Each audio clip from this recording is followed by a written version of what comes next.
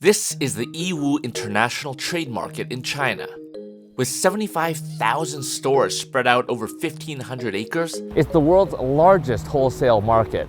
If you've ever bought anything on Temu or Shein, there's a good chance it came from here.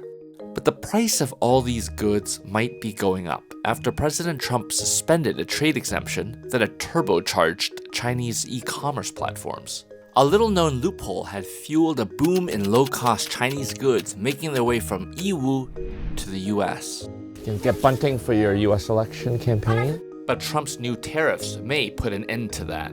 Here's why this market, the center point of global wholesale trade, has found itself in the US government's crosshairs. The bazaar is strategically located near China's east coast, close to huge ports in Shanghai and Ningbo, allowing easy trade to the US. Buyers for e-commerce platforms like Temu and Shein flock to Yiwu to source cheap products in bulk and sell them on to American consumers. Look at this.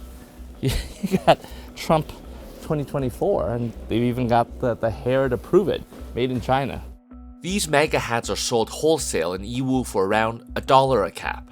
And the prices stayed low for US consumers because the shipment wasn't subject to any import taxes or tariffs. That's thanks to something called de minimis. It's a provision that allows any shipments under $800 to enter America tariff-free, regardless of where they come from.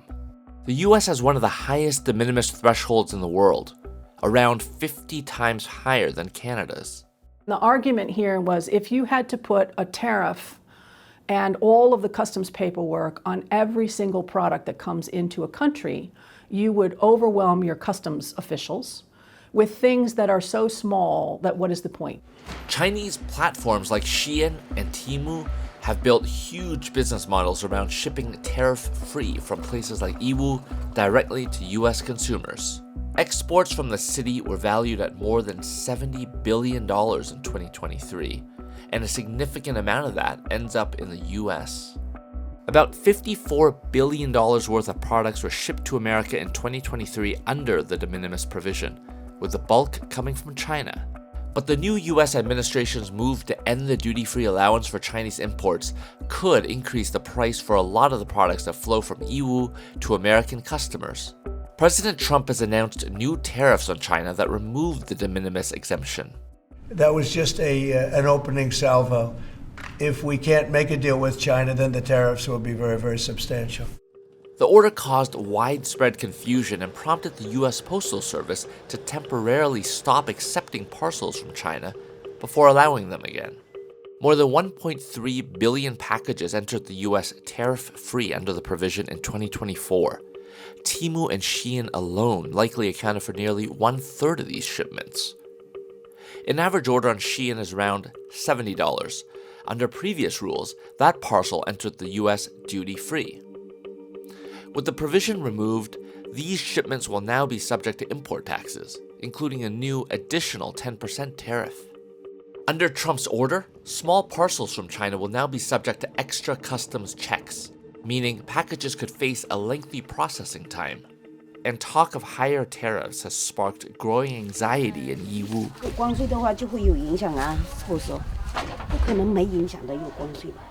Critics say changes are needed to stop Chinese e-commerce platforms like Temu and Shein from flooding the US market and undercutting domestic businesses.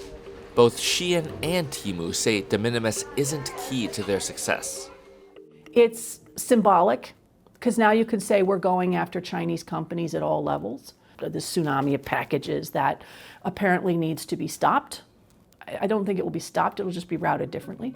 Shipments from Yiwu have surged, and experts say demand for these cheap goods from China is not going anywhere. Why do we have so many packages? Because there's so many American consumers who are interested in purchasing these products from companies like Temu.